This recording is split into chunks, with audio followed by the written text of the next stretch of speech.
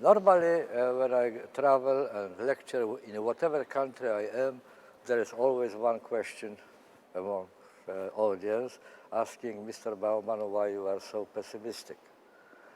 With the exception of Europe, because then they ask me, Mr. Bauman, why you are so optimistic? You know? And then I answer to that I am neither optimist nor pessimist, because I believe that the difference between them is that optimist says this world, our world, is the best possible world. And the pessimist suspects that who knows, perhaps optimist is right. That's the only difference between them. So it amounts very much to the same. I don't share views of either. I have a concept that there is a third category of, it's not an exhaustive classification of human beings. There's a third category as well, and that's the category of men hoping. Neither optimist nor pessimist, very sober person. He knows what is wrong, he knows what is good. Nevertheless, he hopes, in spite of all odds. I want to give you an example of Vaclav Havel.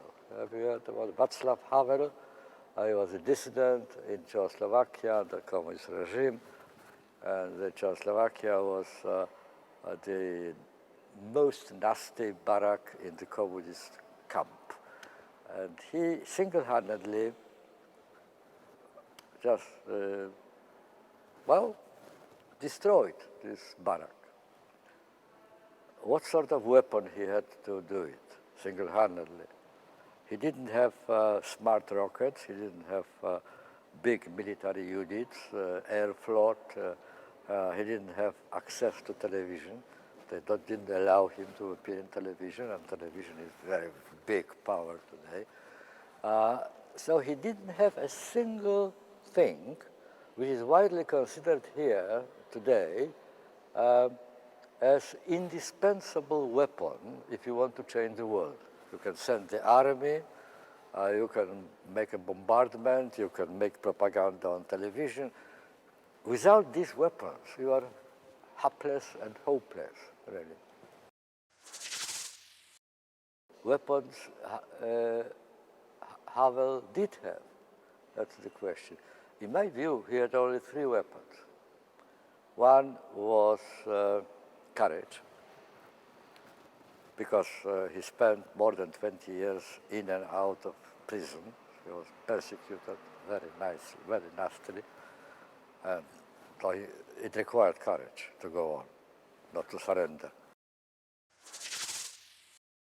Secondly, he was very stubborn.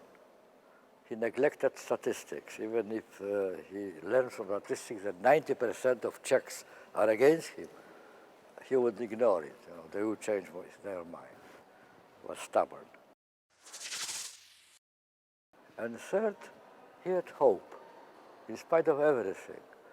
I used to say that hope is one thing which human beings have, which is immortal.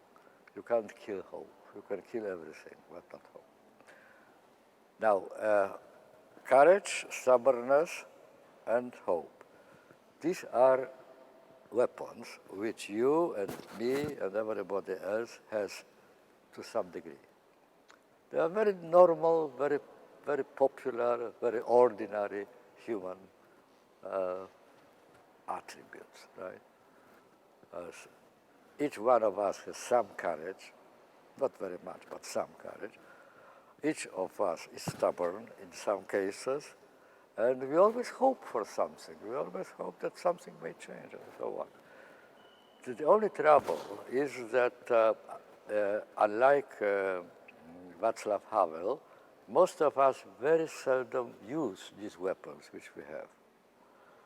We have these weapons. We don't have to buy them in the shops. We don't have to produce them. They are there, waiting, but they are very seldom used. So my answer would be that that's the only answer I can give. I don't have any answer, really. That's a basis of my own hope. I am counting not on big armies and big factories and big governments. I am counting on human courage, stubbornness, at home.